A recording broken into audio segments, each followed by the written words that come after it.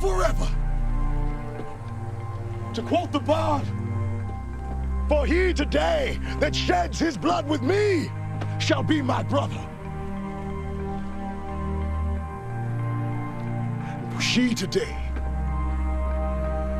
my sister. Hey everybody, I hope you got your shitting pants on. Probably the most cringe way to close down an episode, but it's Negan, so you sort of take it tongue-in-cheek, and I'll try to explain what that cryptic line from Rick was at the end of the episode, "My mercy prevails over my wrath." It sort of gave you an idea for what the overall tone of Season 8 is going to be, given the subject matter and the stuff that they're dealing with in the all-out war storyline. So we'll be doing Walking Dead videos all season long. Be sure to subscribe to get everything. There's a new round of that Amazon giveaway too, and that'll continue every single week. I honestly think that they've corrected a lot of the mistakes that they made last season in making that Negan storyline so grimdark and just punishing the audience with how depressing things got. So let's just do top 10 WTF, and I'll do comic book Easter eggs as we go along, because there were a lot of comic book Easter eggs for All Out War, which starts with volume 20, but that's issue 115, I think, and Negan debuted in issue number 100. This is the 100th episode, so you figured they were going to do something extra special. But number 10, you have the Safe Zone, Hilltop, and the Kingdom, who have all band together. The Saviors now have that alliance with Jadis and the Scavengers, so those are the two factions right now. There are going to be a couple new groups during the season that we'll find out about later. But for the most part, they open up with that big call to action for Rick, trying to set the tone for the season about how everything is really hopeful, even though what they're about to do is so crazy. They're getting ready to start a prolonged war. He references the conversation he had with Jesus way back when he woke him up in bed with Michonne. They were naked in bed. Jesus walks in and says, "You're part of a bigger world, Rick." So if you couldn't tell, they actually jumped around in time during the episode, so you kept cutting back to this moment here when they're giving their speech. You get speeches from Ezekiel. I love how Shiva just growled in acceptance. Maggie gives her speech too. We have to talk about her too, because Rick gave a big hat tip for what might be happening after they're done with All Out War 2. So all of these speech scenes were taking place before the events of most of the episode, where they turn the super herd on the Saviors. But number 9, you have the Carl scene, which is actually a mirror for the very first Rick scene after he left the hospital in the pilot episode. So he's driving down the highway. It's literally shot for shot the exact same scene, but then Rick comes in and sort of takes you out of that moment. He's not nearly as trusting as he used to be. If you remember, the original scene was as he came upon that little girl walker, and he was so ready to try and help her. It was so sad. But they do a good job of juxtaposing what he's like now, given all the stuff that he's been through, and how it seems like he's not very hopeful, but that all kind of goes into that final line that he has, "My mercy, not my wrath." So I'll explain that, because that's a really important idea for this season. But then later, Carl comes back and leaves some food for the person, just as a way to show you that the characters are dealing with this terrible situation in really good ways. Like, they want you to be very hopeful, even though people are dying left and right, which I think is the big 180 pivot from last season, when people were saying, this is just punishing darkness. It's getting so depressing each week, watching the way Negan treats people. So that's why everyone in the episode was so self-assured. Maggie, Rick, they know exactly what they need to do. They're totally committed to it, and they're even smiling and hopeful about Maggie's baby that's going to be born relatively soon. But number 8, the list. So if you don't watch the show Arrow, way back during season 1, Oliver Queen, the Green Arrow, had a list of people that he was going around killing in the city, really terrible people. So that just reminded me of that. They had their own version of the kill list going around picking all the saviors off. Rick feeding that guy to the zombie was straight up cold, but I think that's why they had that tag at the end where he said that line from the Prophet Muhammad, "My mercy prevails, not my wrath." So they want to let you know that he's not a psychopath, even though he seems like a straight-up cold-blooded killer after moments like this. But number 7, they roll up, they have a standoff with Negan, they fire a couple shots to get him out, and they just start going back and forth with their big pissing contest. I love the way Negan throws the line at him, "You don't have the numbers for this, you think you do." But the thing is that he doesn't know about the super herd, so they literally have nothing but numbers. So that's the big twist. I don't think it paid off quite as big as they meant it to in the episode because of the way they cut those final scenes, but you do get that big final shot of them zerging the sanctuary.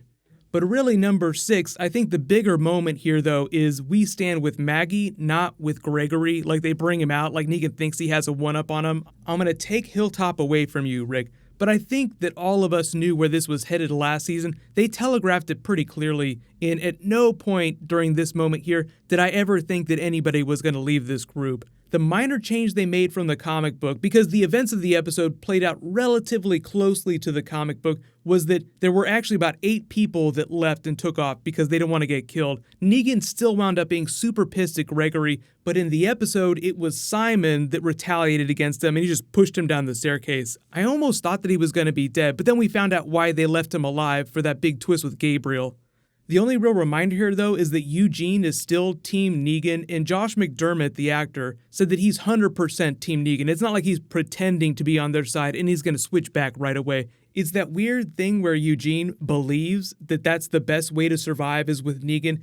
But number 5, pleasure doing business with you. Daryl brings the herd in, just like they did, I think it was at the beginning of season 5. It seems so long ago, where he was leading the super herd with his bike.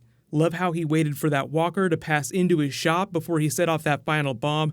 The execution of the traps worked pretty well. The distractions, really them shooting the windows out was them trying to take away that advantage, but also trying to keep them busy so Daryl had enough time to get the super herd up there. So that's why they waited to use the van to blow up the barricade. They didn't want to blow their wad too soon.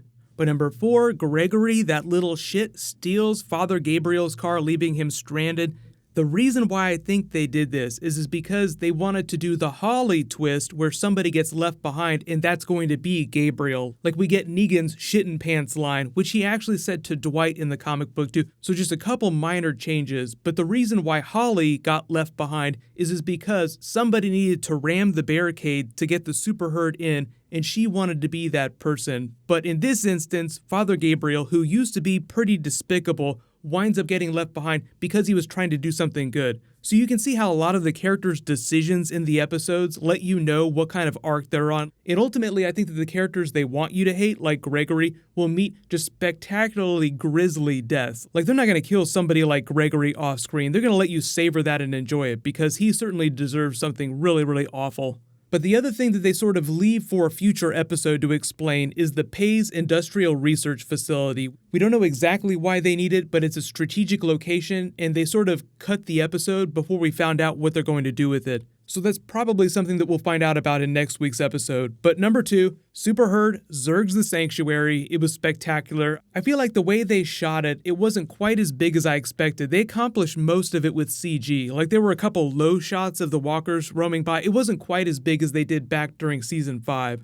And then of course, number 1 was that final flash forward to old Rick in the hospital bed. He gets up, you see an older version of baby Judith, and he goes outside into the safe zone, and then he flashes back to the field where he's giving his speech and says, "My mercy prevails over my wrath." So what that line means is actually directly out of the Quran, I think, and it's supposed to be something like reward for kindness and compassion is assured by the Prophet Muhammad. Like the whole idea is that Rick's not a psychopath, so his mercy will win out. Mercy is the way, even though they're killing all kinds of people in this episode. But it was a great call to action right at the end. No matter what's happened, we've won. They actually put that in the Season 8 trailer back at Comic-Con. That was one of the big lines of the season.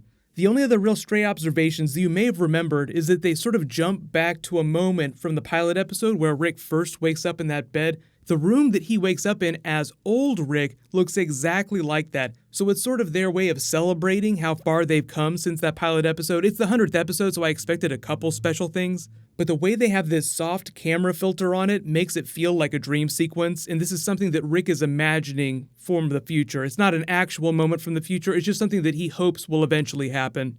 I'm not 100% on it either, but Queen's Another One Bites the Dust was the song that was playing. But let me know in the comments, what did you guys think of the episode? What was your favorite moment? I think that Rick was probably the MVP just because of all the speeches he gave. The action was great, but I feel like the speeches were more important, especially in sort of teeing up what's going to be happening this season. But I almost forgot, he also said that Maggie should be running things after this is all over, implying that he wants her to take over leadership of the Safe Zone and Hilltop. But what'll happen is I'll do a trailer video for episode 2 that I'll post on Monday. While you wait for everything, you can click here for brand new Game of Thrones, and you can click here for my non-spoilery Thor Ragnarok review. Thank you so much for watching. Everybody stay awesome. I'll see you guys tonight.